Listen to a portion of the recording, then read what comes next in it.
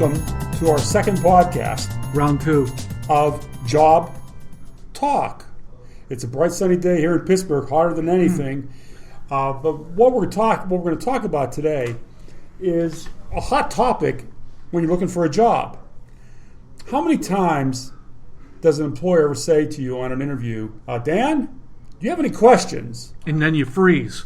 Yes. Deer in headlights. Deer in headlights. It happens a lot. Yep. As a matter of fact, Robert here, when we first hired him, talked about the same thing of how do you handle when somebody says to you, do you have any questions? Especially when they've talked about the job, they've talked about the company. And you still hired Robert. I still hired Robert, absolutely. So what we nice acquisition. Yes, very nice. So what I'd like to do today is give everybody out there an idea of things you can do when an employer says to you, tell me a little bit about yourself. Or, wrong topic. I meant to say, do you have any questions? So, first of all, whenever somebody says to you, do you have any questions, one of the best things you can do, Dan, is come back with what? One of the best ones, John, is, if you're stuck, is what, Mr. Employer, would you want me to accomplish in the first 6 months? And see, that's an excellent question. The reason is that question allows you to sell yourself.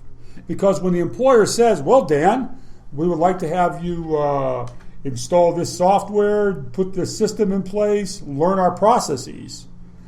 Then you can take that answer from the employer and correlate your experiences of what you did prior or you're currently doing. So you correlate your experiences. As a matter of fact, an example might be, well, Mr. Employer, as a matter of fact, I understand your situation. When I was working at ABC Company, I had to install this system, that system, so I understand the kind of roadblocks and problems that you're going to encounter. So it allows you to sell yourself. And that's what employers like to hear, is how people can correlate their experience, which in turn sells them. Yeah, it's good because you could say, I did this at ABC Company, which resulted in that. So they like those results too. So yeah. You get the employer talking as well. Elaborate, relate, and correlate, but do it in a short, concise manner. You don't want to get too long-winded and put the guy to sleep. So remember, whenever somebody says to you in an interview, do you have any questions? One of the first things you can come back with is, Mr. Employer, what would you expect me to accomplish in the first 3 months or 6 months on this job? That's a very, very good question. One. It's a good one, yep. Now, Jason, let's put you on the firing line. If an employer says to you, Jason, do you have any questions? Give me another example. Hello, podcast world. The big question that I like to go with, too, is what's the toughest problem that I may expect taking upon this job? Yeah. Mr. Employer. What's the toughest problem I'm going to encounter? Again, that allows you then to sell yourself, because if an employer says to you, Jason, well, the toughest problem is that you got to sell the people and the culture on implementing these systems. Sometimes it's a tough crowd. Then again, you can answer by saying what, Jason? Correlate, relate, and elaborate on your past experiences. Yeah, in my previous jobs, I've been in similar situations where I've had to explain to people how this system or that system is going to make their life a lot better. You see? So, first question we suggested using is, what would you expect me to accomplish in the first 3-6 months? Second would be, what's the toughest problem I'm going to encounter in this job? Okay? Now, Dan, why don't you give the audience out there some other ideas of questions that you could ask? Well, I was always taught, and it works, that people love to talk about themselves, John. So another question could be, depending on how the situation's going, is ask the employer, what do you like about the company? Why did you come to work here? That people love to talk about themselves. Exactly. So, I know I do. Yep, and of course. Have trouble getting his head through the door. Well, no. Some other good questions are, why is this job open? What happened to the last person in the job? Where did they go? What did they do? Mm-hmm. As we always talk about, you should be doing research on these before you go on a job interview. So you should be able to talk to an employer about, hey, listen, in doing some research, I found out that your company does ABC. What else is there? What other products do you sell? Markets, products, clients. Exactly. Competition. Who are your competitors? Hey, another real good one. What's one of the first projects I could be expected to work on? Yeah. What's my career path 3 to 5 years from now? What makes your go ahead, Jason. Where's sorry. the company going to be in 3 to 5 years? What makes your company better than your competition? Yeah. The main thing you want to do, and the point we're trying to impress is the main thing you want to do, as I said, is to keep the conversation going. And the more an employer exposes some of the problems that they have, some of the situations that they're involved with, the more it allows you to sell yourself. The worst thing you can do on a job interview is have an employer say to you, do you have any questions? And you just, as we said at the beginning of this thing, stare at them like a deer in the headlights. You clam up. And clam up. And as I said, Robert, when we first hired him, told me that's one of the problems he's always had going on interviews is, geez, what questions do you ask? Yeah. And when you think about the questions that Dan, Jason, and I suggested, they're pretty simple, pretty basic, but they make perfectly good sense, I believe. Indeed. Yeah. I agree. Indeed. Yeah, indeed. Just remember, be proactive and get activated and converse. Plain and simple. And one thing that's a little bit off topic, but it does tie into this, is that as I tell candidates, employers want to hire people that could do one of three things, or as many of these three things as humanly possible. And it's number one, they want people that can help the company make money. Number two, save money. Or number three, protect their good name. Now, if you can do one of the three, that's good. That's pretty good. If you can do two of the three, that's better. If you can do three of three, you hit the jackpot. Yep.